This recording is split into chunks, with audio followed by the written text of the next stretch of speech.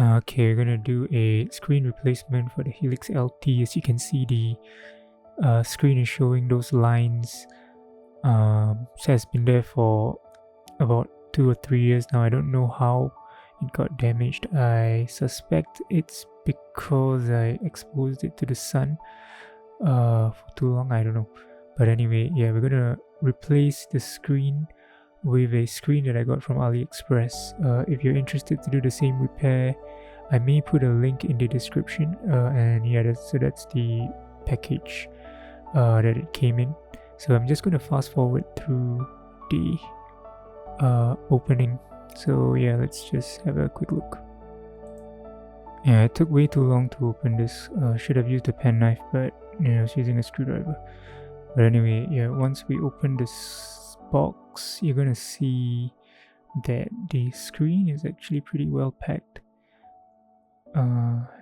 And yeah, to be honest, I really didn't know if I was gonna be able to do this repair, because yeah, I didn't know how to remove the flex cable, as you can see later on. But yeah, if you can look at the screen right now, it's a very nice screen with the screen protector, and as you can see, it is the right size. And honestly, when I got this, I really didn't know if it was going to be the right one. I mean, I was, let's say, 75% sure. But anyway, yeah, I'm going to turn it off now, and I'm going to fast forward through the unscrewing process. So yeah, so if you turn it to the back, there's a few screws there. I'm going to point to the screws: 1, 2, 3, 4, 5, 6, 7, 8, 9. I lost some of the screws actually, but yeah, this Helix LT, I've had it for like, I guess 8 or 9 years now, so it's pretty worn out. And yeah, really good device. Okay, I'm gonna unscrew it, and I'm just gonna fast forward through this. And I had some trouble with one of the screws, so this took longer than I would have liked. The total time I took was about an hour and 10 minutes. Just unscrewing everything, carefully placing the screen and putting everything back. Okay, now at the side, you're gonna have 5 diamond screws. I don't know what you call that, but yeah, you need an Allen key for those. So make sure you have that prepared if you wanna do this repair. So yeah, I'm just gonna fast forward through this as well. Alright, so now once we've unscrewed that and we turn it to the side, you're gonna see 2 screws on the, yeah, I'm pointing it to right now, 2 of those. You gotta remove those as well so that you can slide the base off of the pedal. So I'm going to do that right now, and yeah, we're gonna remove it like so. So the LCD is on the bottom board. I'm gonna just unscrew some of the screws that are holding it in place. Now we're going to remove that wire that's kind of linking the power supply, and there's another cable down there where I'm removing that thing, so just make sure you remove that. And some screws that are connected to the ground as well, just make sure you don't lose that, and screw it back on after you're done. So yeah, I'm just going to fast forward through this. Yeah, make sure you keep all the screws in proper place. I didn't do that, so I kind of got confused. Okay, so now I was wondering why I couldn't remove the board after that, and I realized that there were a few more screws at the side, so you're going to unscrew those as well. I'm doing that, but I forgot to check if it was on screen. So yeah, I guess I'm gonna fast forward through this as well. Alright, once you're done with that, you're still gonna be able to remove the board, because those are kind of locking nuts. As you can see, I'm gonna point to it. Wait for it, I'm still trying to figure out why I can't remove it. Yeah, and there, I realized that you gotta remove those kind of locking things. Yeah, so it's just turning them. Mine are loose because I unscrewed it before to check. So mine is pretty loose, but yours might be tight, so you gotta use like a wrench or something. Whatever you have, whatever you got to make it happen, just find a tool. Alright, so once you remove the board, now the fun part begins. Yeah, so you can see there's a lot of flex cables that are connecting these two boards, so you gotta really be careful not to pull it off really hard and snap those cables. Yeah, what am I doing now? Kind of forgot. Okay, I'm just gonna fast forward till something exciting happens. Yeah, and please don't do this unless you're prepared to lose this Helix, because I have some other devices that I'm already using, so I didn't mind losing this one if it stopped working, because I've been using this for like 10 years, 8 years maybe, I don't know. But anyway, yeah, so now I'm gonna unscrew more stuff. Now that second board is I think there are about 6 screws that are holding that board in place, so I'm unscrewing them one at a time. I think there's 3 on the top side and 3 on the bottom side, so just look out for those. It helps if you have a hand drill like mine, because the unscrewing and screwing can get quite tiring if you're just using a screwdriver. But anyway, yeah, after you remove that, okay, let's wait for me to move, and yeah, I'm removing that second board, and okay, come on, remove it. Yep. Okay, so now I'm trying to figure out if that flex cable is removable. So now there is a clip that is holding that thing in place, which I'm gonna show you how to remove later. Now as I'm assessing it, I realized that I gotta remove the whole LCD panel first. Yeah, I'm just looking at it, and what I'm gonna do is I'm gonna remove the panels first. There are 8 screws that are holding this panel in place on that board. Make sure not to lose any of those screws.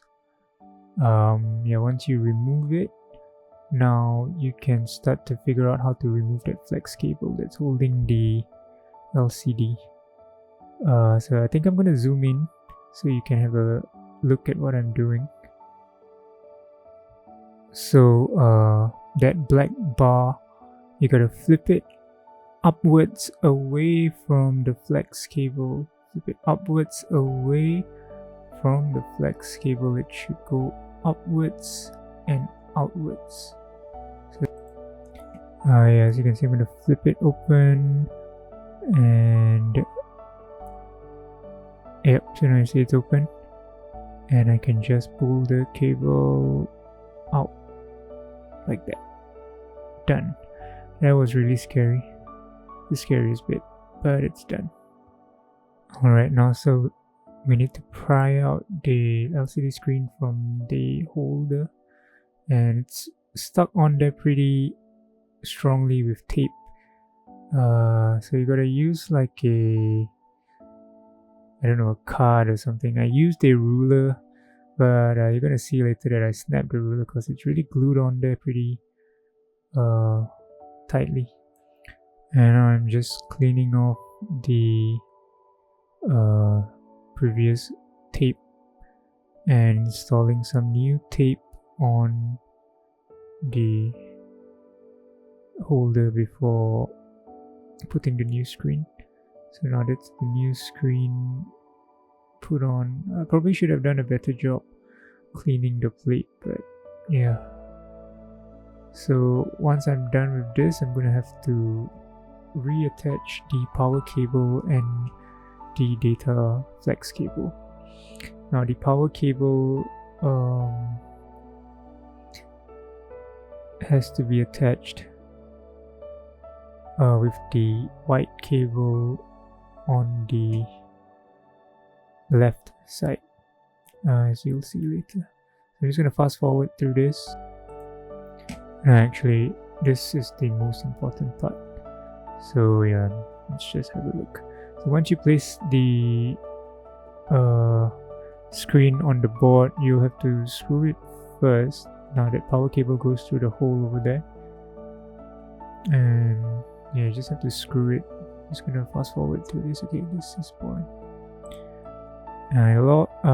Two of those screws are going to be right under the power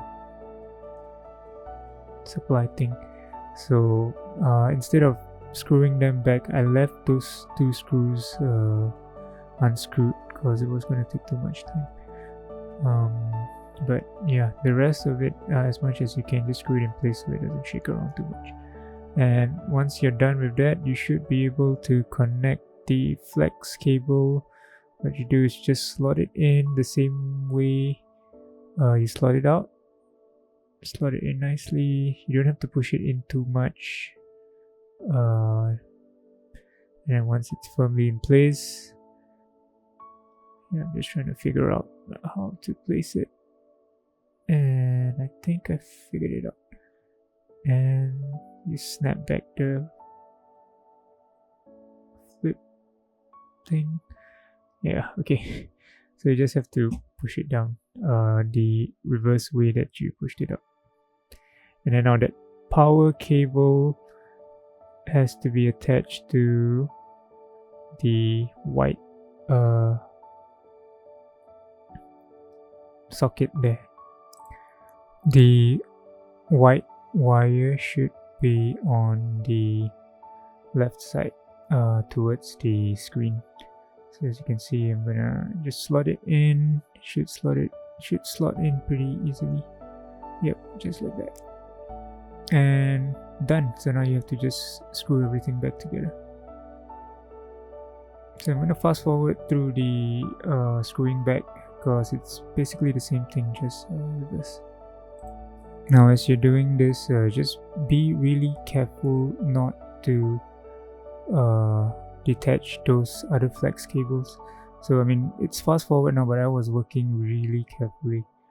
Yeah, just take your time, no rush. Once it's all in place, cover it back, and now the moment of truth. I'm gonna attach the power, and yeah, this is really the scariest part. Just, do or die, fingers crossed. And yep, it works awesome. Yeah, I was really happy that this worked really good. So that's it for the repair.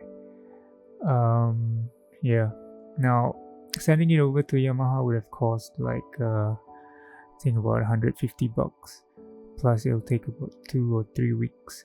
Now ordering this screen took about a week before it arrived, and the screen cost pretty cheap compared to what Yamaha was selling it at. But yeah, now I just have to reattach all the screws and stuff, all the knobs. And yeah, I hope you enjoyed this video. And if you're doing the same repair, drop a comment. If you managed to do it successfully, drop a comment. Yeah, the Helix, really great pedal. Alright, see you guys. I'm just gonna fast forward the rest of the repair process all the way till the end of the video. Bye bye.